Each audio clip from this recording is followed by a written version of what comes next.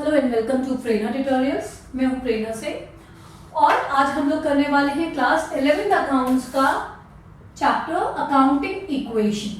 ठीक है, accounting equation TS Grewal के हमने काफी इलस्ट्रेशंस ऑलरेडी कर लिए हैं। आज हम कुछ प्रैक्टिकल प्रॉब्लम सॉल्व करेंगे। ओके, so accounting equation TS Grewal की जो बुक है उसका प्रैक्टिकल प्रॉब्लम 16 करेंगे हम। Practical problem 16। ठीक है, अकाउंटिंग इक्वेशन का बेसिक लॉजिक क्या है वो मैंने ओवरऑल जो एक अकाउंटिंग इक्वेशन का वीडियो डाला है उसमें एक्सप्लेन्ड है, you can go through that. ठीक है, बेसिक लॉजिक क्या होता है अकाउंटिंग इक्वेशन का, आपको क्या दिखाना है कि एसेट्स, जितने भी एसेट्स आ रहे एक पूरे ट्रांजैक्शन में, एक पूरे क्वेश्चन में जितने भी ट्रांजैक्शन दिए हैं उसमें एसेट्स और लायबिलिटीज वो इक्वल होनी चाहिए, वो मैच करनी चाहिए। किसी भी बिजनेस में भी ऐसे ही होता है कि एसेट्स और लायबिलिटीज मैच करनी चाहिए। ठीक है, तो हम इसको डायरेक्टली क्वेश्चन स्टार्ट करते हैं और हम समझेंगे। यहां पर एसेट्स को हम क्या करते हैं, क्लासिफाई कर लेते हैं। क्यों कर लेते हैं? ताकि हम इजीली हम अकाउंटिंग इक्वेशन जो है वो इजीली मैच कर पाए और हम ये भी क्लियर रह पाए कि एक्चुअल में क्या चीज, कौन सा एसेट है। अगर आप यहां से स्टार्ट करोगे तो आपको जर्नल एंट्री करने में और इजी हो जाएगा। ठीक है, तो हमने इसको सेग्रीगेट कर दिया अकॉर्डिंग टू क्वेश्चन। सेग्रीगेट करना है। कैश ऑलमोस्ट हर जगह हर क्वेश्चन में आएगा, स्टॉक आएगा हर जगह, बैंक आएगा हर जगह, बिल्डिंग, डेटर्स, ये सब हो सकता है कि कहीं ना कहीं कुछ डिफरेंट हो। बिल्डिंग की जगह हो सकता है मशीनरी हो या फर्नीचर हो। आपको क्या करना है, क्वेश्चन देखना है कि क्वेश्चन में क्या क्या एसेट आ रहा है, आपको वही नाम लिख देना है। Simple. So let's start. The very first transaction is Sunil start. Transaction यहां पर लिखना होता है Sunil started business with cash. ठीक है, मैं शॉर्टकट लिख रही हूँ, पूरा नहीं लिख रही हूँ। Sunil started business with cash और कितना रुपए कैश है, 1,50,000। तो जब बिजनेस स्टार्ट किया कैश से, ठीक है, तो बिजनेस में क्या आया, बिजनेस में क्या चीज बढ़ा, बिजनेस में कैश बढ़ा, ये कैश है, बिजनेस में कैश बढ़ा कितना, 1,50,000 बढ़ गया। ठीक है, उसके अलावा स्टॉक कुछ नहीं बढ़ेगा, बिल्डिंग वगैरह कुछ नहीं बढ़ेगा, ये सब 0 0 0। ठीक है, करेक्ट। और जब बिजनेस में आपने पैसा डाला है, बिजनेस स्टार्ट किया है पैसा डाल के, तो उसको, उस पैसे को हम बोलते हैं कैपिटल। क्या बोलते हैं, कैपिटल। तो बिजनेस में कैश बढ़ा और साथ में क्या बढ़ा, कैपिटल भी बढ़ गया, तो 1,50,000 ये भी हो गया। क्लियर है बात? अच्छा, यहां पे लाइन की जरूरत नहीं है, ये आपको दिखाना है कि दिस इज इक्वल। तो भाई इधर 1,50,000 और इधर भी 1,50,000, आपका टोटल जो है वो बराबर होना चाहिए। ओके, बात समझ आ गई। ये फर्स्ट ट्रांजैक्शन था। Second transaction, open the bank account by depositing 25,000 out of a cash. Open the bank account, मैं आधा आधा ही लिख रही हूँ ट्रांजैक्शन में, पूरा नहीं लिख रही हूँ, आपको पूरा लिखना होगा। तो क्या किया, बैंक अकाउंट खोला और उस बैंक अकाउंट में 25,000 रुपए जमा किए और वो 25,000 निकाले कहां से, कैश में से निकाले। तो कैश में से तो 25,000 कम हो जाएगा, कैश में से 25,000 कम हो जाएगा। ठीक है, और बैंक में 25,000 बढ़ जाएगा। ठीक है, बैंक में जमा करा दिए, यहां से निकाले और यहां जमा करा दिया। अच्छा, कैश भी एसेट होता है और बैंक भी एसेट होता है। जो भी पैसा आपका, चाहे वो कैश के फॉर्म में हो या बैंक में, वो एसेट है। तो हमने ये सेकंड ट्रांजैक्शन का इफेक्ट ये आएगा। अब हम इसका टोटल कर लेते हैं। ओके, तो ये हो गया 1,25,000। यहां बैंक में ऐड हो जाएगा, 25,000 आ गया। ठीक, समझ आ रहा है कैसे हम स्टेप बाय स्टेप मूव कर रहे हैं। और यहां पर कुछ भी चेंज नहीं हुआ, 1,50,000। ठीक है, कुछ भी चेंज नहीं हुआ। हमें देखना है कि क्या लायबिलिटी और एसेट साइड बराबर है। तो एसेट साइड का टोटल देखिए, 1,25,000 प्लस 25,000 यानी 1,50,000, और लायबिलिटी साइड का टोटल क्या है, 1,50,000 यानी बराबर है। ये था सेकेंड ट्रांजैक्शन। थर्ड पे आते हैं। He sold his personal car for 50,000 and deposited the amount in the firm's bank account. Deposited the amount in the firm's bank account. तो बेसिकली जो ओनर है उन्होंने क्या किया, कि अपना पर्सनल कार बेच दिया, अपना पर्सनल कार बेच दिया 50,000 रुपए के लिए। अब पर्सनल कार बेचा तो चलो उसकी कोई बात नहीं है, लेकिन वो पैसा उन्होंने फर्म के बैंक अकाउंट में जमा करा, यानी बैंक में 50,000 रुपए इंक्रीज हो गए, बैंक में 50,000 रुपए इंक्रीज हो गए। तो बाकी यहां पर कोई इफेक्ट नहीं आएगा, बाकी सब कुछ जीरो है, सिर्फ बैंक में 50,000 इंक्रीज हो गए। अच्छा, लायबिलिटी साइड में क्या इफेक्ट आएगा, उन्होंने अपना पर्सनल पैसा बिजनेस में डाल दिया, यानी बिजनेस में तो कैपिटल बढ़ गया ना एक तरह से। आप पर्सनल कोई चीज लेके बिजनेस में पैसा डालोगे तो बिजनेस का कैपिटल तो इंक्रीज होगा, तो यहां पर 50,000 रुपए इंक्रीज होगा, हम कैपिटल बढ़ा लेंगे, वो उन्होंने पैसे बैंक में डाल दिए, ठीक, तो बैंक में उनके बिजनेस के पैसे बढ़ गए और साथ में कैपिटल भी तो बढ़ा, क्योंकि उन्होंने अपना पर्सनल पैसा निकाल के बिजनेस में डाला है, तो कैपिटल भी बढ़ गया, ठीक। तो फिर से इसको टोटल कर लेंगे, बस आपको हर स्टेप पे टोटल करते जाना और चेक करते जाना है कि लायबिलिटी और एसेट इक्वल है या नहीं है। 50 + 25 75,000, ये हो गया 2 लाख, टोटल 1,50,000 + 50 2 लाख, ठीक है। तो देखिए यहाँ पे टोटल कितना आ रहा है, 1,25,000 + 75, यहाँ पे 2 लाख आ रहा है और उधर भी 2 लाख है। तो अभी तक हमारा क्वेश्चन बिल्कुल सही चल रहा है और कोई दिक्कत नहीं है। अब next, fourth, he purchase the building and furniture, ये थर्ड स्टेप था जो मैंने ये वाला किया है, थर्ड है, मैं नंबर डाल रही हूं उसे, क्या मैं इतना लिख देती हूं कि सोल्ड पर्सनल कार, ये वाला पॉइंट है, ठीक है। चलिए फोर्थ पे आ जाते हैं। He purchased a building and furniture for 1 lakh. Building and furniture for 1 lakh. मतलब उन्होंने कुछ एसेट खरीदा है 1 लाख का, ठीक है। मैंने यहाँ बिल्डिंग ले रखा है, आप इसको हाफ ऑफ ऐसे भी कर सकते हो, बिल्डिंग फर्नीचर, क्योंकि उन्होंने एक में दे रखा है, ये नहीं बताया कि इतने का बिल्डिंग और इतने का फर्नीचर है, टोटल उन्होंने बताया कि 1 लाख में है, तो आप इसको ऐसे भी लिख सकते हो, ठीक है। तो उन्होंने 1 लाख का क्या किया, बिल्डिंग और फर्नीचर खरीदा। आप देखेंगे सबसे पहले स्टॉक पे तो कोई इफेक्ट आएगा नहीं, बिल्डिंग फर्नीचर खरीदा तो इतने पैसे का सामान आपके पास बढ़ गया, बिल्डिंग बढ़ गई ना 1 लाख की, तो 1 लाख की बिल्डिंग बढ़ गई, बैंक में से कुछ नहीं गया, डेटर्स कुछ नहीं बढ़े। अगर आपने कोई चीज खरीदी है तो उसका पैसा तो दिया होगा, और ये तो लिखा नहीं कि उधार में खरीदी है, तो कैश में खरीदी होगी या बैंक से पैसा गया होगा, तो ये तरीका है।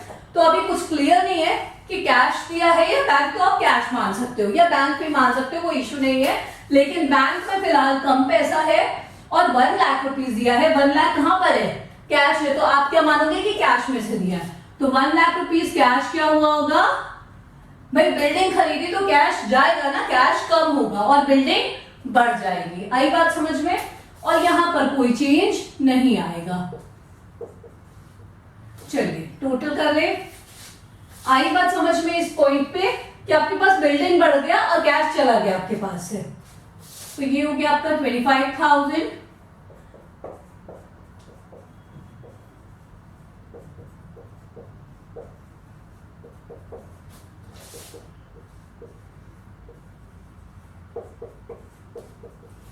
अभी भी टोटल को हम देखेंगे 1 लाख + 75,000 + 25,000, ये टोटल कितना है 2 लाख है और उधर भी 2 लाख है।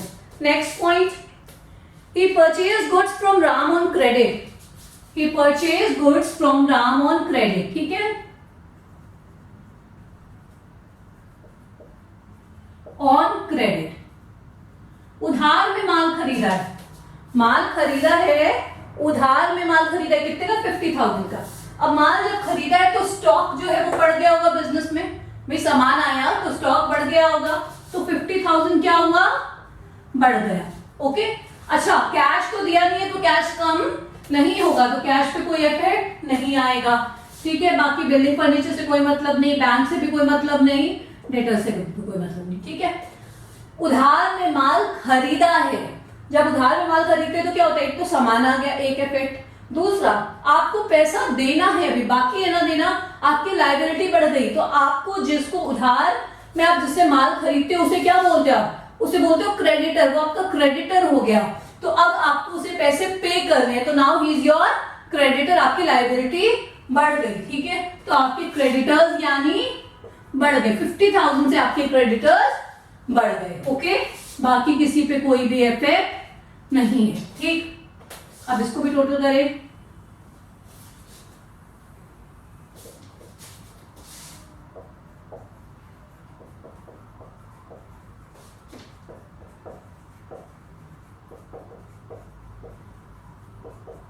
ठीक है, समझ आ रहा है सब कुछ?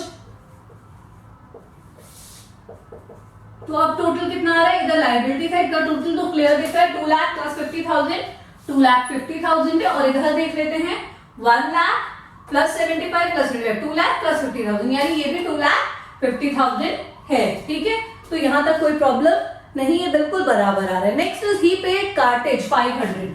कार्टेज बेसिकली छोटे मोटे एक्सपेंसेस होते हैं जो आपको ट्रांसपोर्टेशन के लिए देने पड़ते हैं। ठीक है, तो कार्टेज दिया उन्होंने, पेड कार्टेज 500। ठीक है, ऑलराइट, तो अब पेड कार्टेज है 500, तो कैश में से क्या होगा पैसा, तो कैश कम हो जाएगा 500 रुपए से, 500 रुपए से कैश कम हो जाएगा। अब ये कार्टेज जो है ना, ये ना तो एसेट है ना लायबिलिटी है, ये क्या है, ये खर्चा है, ये सिंपल सा एक खर्चा है।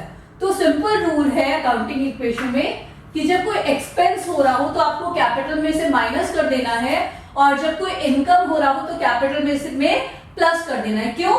क्योंकि एक्सपेंस हो रहा है तो आपका कैपिटल ही तो कम हो रहा है ना, आपने जो बिजनेस में पैसा लगा रखा वही तो कम हो रहा है।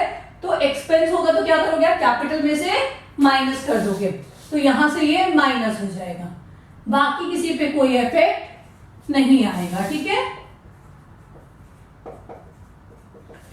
क्लियर? अब हम इसको टोटल करेंगे तो ये आएगा 24,500 प्लस 50,000 प्लस 1 लाख प्लस 75,000 और ये 199,500। ये हम क्या कर रहे हैं, कैपिटल में से माइनस कर रहे हैं ना, क्योंकि ये खर्चा है। और ये हमने कैश में से क्यों माइनस किया, क्योंकि आपने पैसा दिया है तो कैश में से दिया होगा, तो इसलिए कैश में से माइनस हो जाएगा, कैश उतने से कम हो जाएगा। क्लियर? ये हो गया आपका। ठीक, नेक्स्ट पॉइंट पे आते हैं। He sold to Shyam on credit goods costing 6,000 for 9,000। अब इसको देखेंगे, सोल्ड टू श्याम, क्रेडिट पे बेचा एक तो, ठीक है, ऑन क्रेडिट, और जो गुड्स था उसका कॉस्ट था 6,000 रुपए, बेचा है 9,000 में। अब आपको इस बात को समझना होगा, उन्होंने श्याम को माल बेचा, पहला पॉइंट। दूसरा बात क्रेडिट पे बेचा, ठीक है। तीसरी बात कि जो गुड्स बेचा है उसका कॉस्ट था 6,000। चौथी बात, और बेचा है उसे 9,000 पे। ये 4 पॉइंट है। ठीक, क्लियर? तो अब देखिए, सबसे पहले आपने गुड्स बेचा, गुड्स बेचा तो क्या हुआ, गुड्स स्टॉक कम हुआ। सबसे पहला काम क्या हुआ, स्टॉक कम हुआ। ठीक, स्टॉक कितने का कम हुआ, स्टॉक कितने का कम हुआ, आपके बिजनेस से कितने का कम हुआ, 6,000 का, क्योंकि उसका कॉस्ट कितना था, 6,000। तो आपके पास से स्टॉक कम हुआ 6,000 का। ठीक, क्लियर? और अब आपने गुड्स बेचा, क्रेडिट पे बेचा है, तो आपका क्या बढ़ गया, आपने उधार में बेचा है, तो वो बंदा आपको पैसे देगा, बाद में देगा। जो बंदा आपको बाद में पैसे देता है उसे क्या बोलते हैं, डेटर बोलते हैं, क्योंकि वो भी पैसे देगा।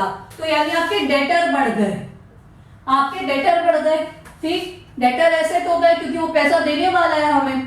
कितने रुपए देगा डेटर, डेटर कितने रुपए देगा, डेटर देगा 9,000। आपने बेचा कितने का है, 9,000 का। स्टॉक तो आपका 6,000 का ही कम हुआ है, लेकिन डेटर आपका 9,000 का बढ़ा है। ठीक है, क्योंकि आपने 9,000 में माल बेचा, तो आपका 9,000 रुपए का डेटर बढ़ गए। यहां तक बात समझ में आ गई। अब कोई चीज आपके पास थी 6,000 की, आपने 9,000 में बेची, यानी 3,000 रुपीज क्या है आपका, सीधे सीधे इनकम है। और मैंने क्या बताया अभी कि कोई भी इनकम होगी तो कैपिटल में ऐड कर देंगे। तो इनकम को हम क्या करेंगे, 3,000 रुपीज जो इनकम हो रही है उसे हम कैपिटल में ऐड कर देंगे। आगे बात समझ में, ये ऐड हो जाएगा। बस सब हमें क्लियर हो गया। अब हमें बाकी किसी पे कोई इफेक्ट नहीं आएगा, तो हमें टोटल कर देना चाहिए।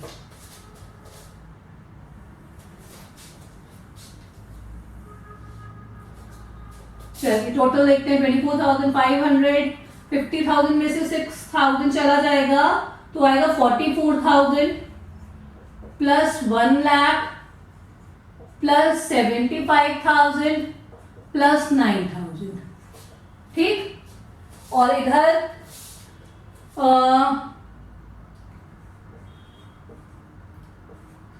2,02,500 प्लस 0 प्लस 50,000। ठीक हो गया सब कुछ, यहां तक क्लियर है सब कुछ। 7 पॉइंट तक हमने कर लिया। अब हम आते हैं 8 पॉइंट पे। Received rent from tenant, tenant से रेंट मिला है। ठीक है, रिसीव्ड रेंट फ्रॉम टेनेंट, तो रेंट मिला है यानी क्या हो गया, हमें इनकम हो गई कितने की, 1,000 की, 1,000 रुपीज की इनकम हो गई। तो इनकम होगी तो क्या करना है हमें, इनकम होगी तो हमें कैपिटल में पहली बात तो ऐड कर देना है। तो 1,000 रुपीज हम कैपिटल में ऐड कर देंगे, पहला काम। ठीक, और दूसरा काम क्या करेंगे, आपके बिजनेस में आपने पैसा, आपके बिजनेस में कैश बढ़ाना, आपने कुछ रिसीव किया तो आपके बिजनेस में क्या हुआ, कैश बढ़ गया। तो ये आपके बिजनेस में क्या हुआ, कैश बढ़ गया। आई बात समझ में, आपके बिजनेस में कैश बढ़ गया और कोई इनकम हो रही है, ये आपके लिए इनकम है। कैश तो बढ़ा ही बढ़ा, इनकम है, तो इनकम होगा तो हमें कैपिटल में ऐड कर देना है, बस इतना ही इफेक्ट है इसका, और कोई इफेक्ट नहीं है कहीं पर भी। अब हम इसे भी टोटल कर लेंगे।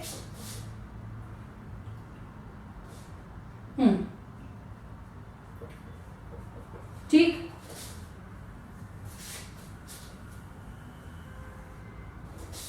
तो अब ये आएगा 25,500 plus 44,000 plus 1 lakh plus 75,000 plus 9,000। ठीक, is equals to 2,03,500 plus 0 plus 50,000। ठीक, रिसीव्ड रेंट हो गया, समझ आ गई बात। 9 पॉइंट पे आते हैं, received security deposit from tenants, उन्हीं टेनेंट से हमें सिक्योरिटी डिपॉजिट भी मिला है। क्या मिला है, सिक्योरिटी डिपॉजिट। तो भाई जब सिक्योरिटी डिपॉजिट मिला है तो ये भी बिजनेस में कैश तो बढ़ा होगा ना, कोई पैसा आया अगर तो बिजनेस में कैश बढ़ा।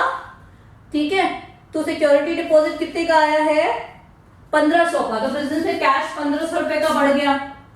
पहली बात 1,500 रुपए का बढ़ गया। ठीक, अब ये क्या है, और दूसरा इफेक्ट क्या आना चाहिए इसका, क्या ये क्या इनकम है, सिक्योरिटी डिपॉजिट इनकम है, बिल्कुल नहीं है। सिक्योरिटी डिपॉजिट का मतलब क्या होता है कि आप सिक्योरिटी एक डिपॉजिट लेते हो एक टाइम के लिए, और बाद में जब वो कंडीशन आपका खत्म हो जाता है, मान लीजिए आपने रेंट पे घर लिया तो आप सिक्योरिटी लेते हो। ठीक है, जब आप वो घर छोड़ के जाते हो तो आपको सिक्योरिटी वापस कर दी जाती है। ठीक है, तो ये सिक्योरिटी डिपॉजिट जो है ये क्या हो जाएगा, अगर आपको ये बाद में वापस करनी है तो आपके लिए लायबिलिटी हो जाती है। This is not an income, ये लायबिलिटी है क्योंकि you have to return it back. Okay, तो एक तो कैश बढ़ा बिजनेस में 1,500 रुपए का, दूसरा लायबिलिटी बढ़ गई। तो हमारी 1,500 रुपए की, मैंने अलग से सिक्योरिटी डिपॉजिट का कॉलम बना लिया है, 1,500 रुपए की लायबिलिटी बढ़ गई। ठीक, बात समझ आ गई, बाकी कोई इफेक्ट नहीं है। ये हो गया। ओके, अब इसको हम टोटल कर लें।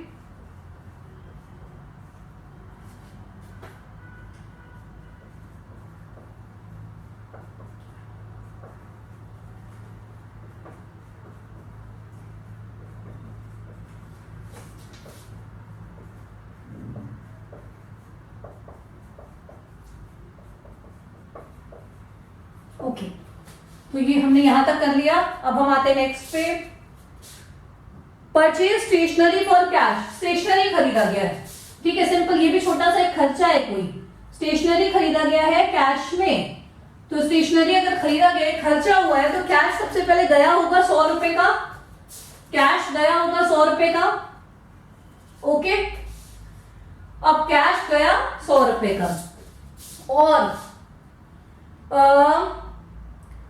खर्चा हुआ है तो कैपिटल में से आप 100 रुपए क्या करोगे, आप अभी मैंने बताया कि जब भी कोई एक्सपेंस होगा तो कैपिटल में से माइनस कर दोगे, तो आप 100 रुपए क्या करोगे, माइनस कर दोगे, बस, और कोई इफेक्ट नहीं आएगा। ठीक है, बात क्लियर है यहां तक?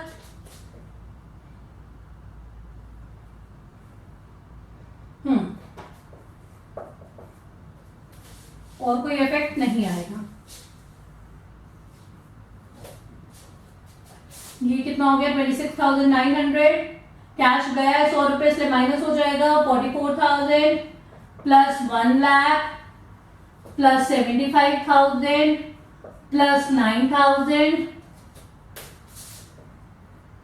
2,03,400 माइनस हो गया 100 रुपीज प्लस 1,500 और प्लस 50,000। ठीक, यहां तक समझ आ गई बात? आई थिंक नीचे स्पेस नहीं है कि है, नहीं है। ओके, तो हमने 10th तक तो कर लिया है। अब हम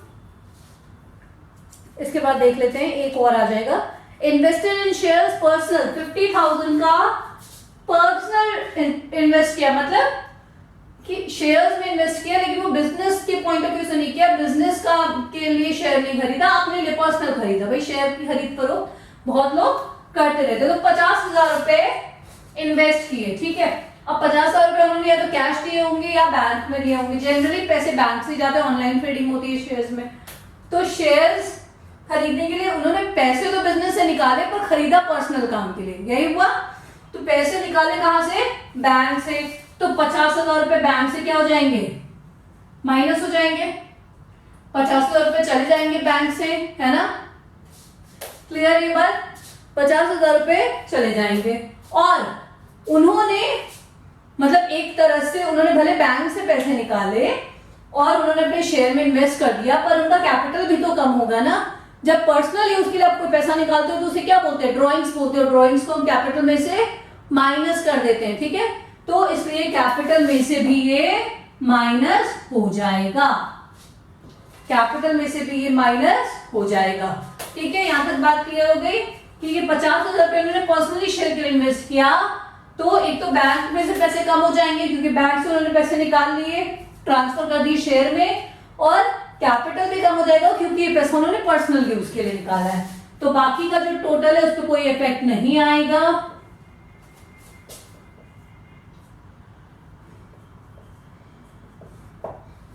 हम यहाँ पे टोटल करें 26,900 प्लस 44,000 प्लस 1 लाख, 75 माइनस 50 क्या आ जाएगा, 25,000 आ जाएगा, प्लस 9,000, ये कितना आएगा 1,53,400 आएगा, 1,500 प्लस 50,000। ठीक है, ये था 11th पॉइंट कि invested in shares, invested in shares. I hope यहां तक तो विजिबल हो आप लोग को। इसके बाद में बोर्ड पे ऊपर का रख करके दिखा दें आपको। हाँ ठीक है, तो इन्वेस्टेड इन शेयर्स था, हमने ये काम किया और ये हमारा फाइनल बैलेंस आया है। अब हम आगे बढ़ते हैं। ठीक है, तो जो ये सबसे लास्ट में हमारा बैलेंस निकल के आया था वो मैंने सबसे ऊपर लिख दिया, मेरे पास नीचे स्पेस नहीं था। अब हम यहाँ से आगे कंटिन्यू करेंगे। 11th पॉइंट तक हमने कर लिया था। अभी यहाँ तक हमारे पास बैलेंस क्या है, cash 26,900, stock 44,000, building 1 lakh, bank 25,000, debtors 9,000। ये लास्ट में हमारा निकल के आया था टोटल होने के बाद। अब हम आते हैं 12th पॉइंट पे। ठीक है, 12th पॉइंट पे 12th पॉइंट क्या है, received interest in cash 50,000, received interest in cash कितना 50,000 रुपए। तो सीधे सीधे 50,000 रुपए बढ़ गए बिजनेस में, है ना, 50,000 रुपए बढ़ गए। और ये इंटरेस्ट मिला है, ये इंटरेस्ट मिला है तो क्या है, ये इनकम हो गया। इंटरेस्ट मिला है ना, तो ये इनकम हो गया। इनकम हो गया तो हम क्या करेंगे, कैपिटल में ऐड कर देंगे। ठीक है, 50,000 रुपए ये,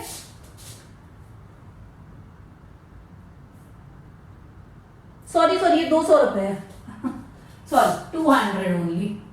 रिसीव्ड इंटरेस्ट इन कैश 200। ठीक है, अब इंटरेस्ट मिला है तो कैश बढ़ गया और कैपिटल कैपिटल भी तो बढ़ गया क्योंकि इनकम हुआ है ना, 200 रुपए का इनकम हुआ तो ये कैपिटल बढ़ गया। ठीक है,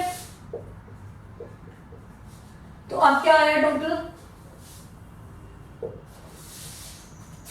26,700, सॉरी 9 to 11 है ना, ये ऐड हो रहा है, हाँ नहीं, 27,100 plus 44,000 plus 1 lakh plus 25,000 plus 9,000। ठीक, और ये 153,600 प्लस 1,500 प्लस 50,000। ओके, ये हो गया 12th पॉइंट। 13th पॉइंट क्या है? Introduce fresh capital.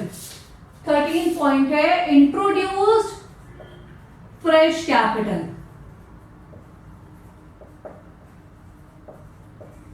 कितने रुपए का है फ्रेश कैपिटल? 25,000, 25,000। अब फ्रेश कैपिटल इंट्रोड्यूस हुआ, बिजनेस में और भी कैपिटल ऐड किया गया, तो पहली बात तो कैश आएगा, मैं कैश में डाला होगा तो कैश आएगा, बैंक में डाला होगा तो बैंक में बढ़ेगा, जिसमें भी डाला। हमें क्लियर नहीं कि किसमें डाला तो कैश मान लेते हैं कि 25,000 उन्होंने और कैश लेकर वो आए बिजनेस में, तो कैश बढ़ गया। ओके, और स्टॉक में कोई फर्क नहीं पड़ेगा, कैश बढ़ गया। और क्या बढ़ा? फ्रेश कैपिटल है ना, तो कैपिटल तो बढ़ेगा ही, तो 25,000 का कैपिटल भी बढ़ गया। बस यही दो इफेक्ट आएगा। ठीक, ये भी हो गया, अब इसको भी टोटल कर ले। तो अब ये कितना आएगा? 52,100 plus 44,000 plus 1 lakh plus 25,000 plus 9,000। ये इतना सारा एसेट है बिजनेस में। और अब ये देख ले हम, ये कितना आ रहा है? 600, 178,600 प्लस 1,500 प्लस 50,000। ये अभी हमारा इतना अमाउंट। लास्ट बचा है goods destroyed by fire. Goods destroyed by fire, आग लग गई, 500 रुपए का नुकसान हो गया माल का। ठीक है, 500 रुपए का नुकसान हो गया, तो 500 रुपए का क्या कम हुआ? 500 रुपए का कैश कम हुआ क्या? नहीं, 500 रुपए का स्टॉक कम हुआ। ठीक है, 500 रुपीज का स्टॉक कम हुआ। ठीक, क्योंकि माल गया ना, गुड्स डिस्ट्रॉय हुए, तो 500 रुपीज का तो स्टॉक कम हो गया, बाकी इन पे कोई इफेक्ट नहीं आएगा। दूसरी बात, नुकसान हुआ है, लॉस हुआ है, एक तरह से एक्सपेंस मानेंगे इसको कि फालतू का नुकसान हो गया, तो ये नुकसान आप कहां से सब्ट्रैक्ट करेंगे? कैपिटल से। ठीक है, जैसे इनकम होता है तो कैपिटल में ऐड कर देते हैं, वैसे ही अगर कोई लॉस हो रहा है तो कैपिटल में से सब्ट्रैक्ट कर देंगे, तो 500 रुपीज कैपिटल में से सब्ट्रैक्ट हो जाएगा। ठीक है, बाकी किसी पे कोई इफेक्ट नहीं आएगा। चलिए अब फाइनल टोटल कर लेते हैं। क्वेश्चन पूरा सॉल्व हो चुका है, देखते हैं हमारा आंसर ठीक आ रहा है कि नहीं आ रहा है। 52,100, इसमें से इसको माइनस करेंगे, कितना आएगा? 43,500 आएगा, यही आएगा, प्लस 1 लाख प्लस 25,000 प्लस 9,000। इधर 178,100 प्लस 1,500 प्लस 50,000। ये आपका फाइनल अकाउंटिंग इक्वेशन है, यानी इसमें एसेट कितने का है और लायबिलिटी कितने का है ये देख लेते हैं।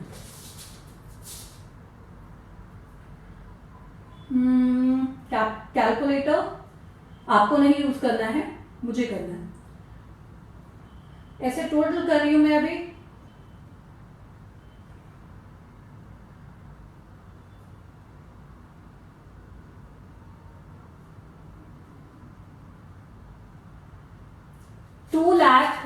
एसेट आपका आ रहा है 2,29,600। ओके, लायबिलिटी में आएंगे, कैपिटल तो साफ साफ दिख रहा है कि कितना है, ये कैपिटल है आपका, और बाकी जो दोनों है ये जोड़ के क्या हो गई? लायबिलिटी हो गई। यानी अदर लायबिलिटीज जो है कैपिटल के अलावा वो क्या है? 50,000 प्लस 1,500 यानी 51,500। क्लियर? एसेट है इतना और कैपिटल है 178,100 और लायबिलिटी है 51,500। इन दोनों को जोड़ के आपका ये इतना आना चाहिए। ठीक है, लायबिलिटी और कैपिटल को जोड़ के आपका एसेट के बराबर आना चाहिए। ठीक, आ रहा है बराबर, क्लियर है? तो इस हिसाब से आपका क्वेश्चन सही है। आपको यहां तक करना होता है ये वाला काम, और लास्ट में आप ऐसे अलग अलग लिख सकते हो कि एसेट इतना, लायबिलिटी इतना, कैपिटल इतना। ठीक है, तो ये था आपका practical problem 16 from TS Grewal.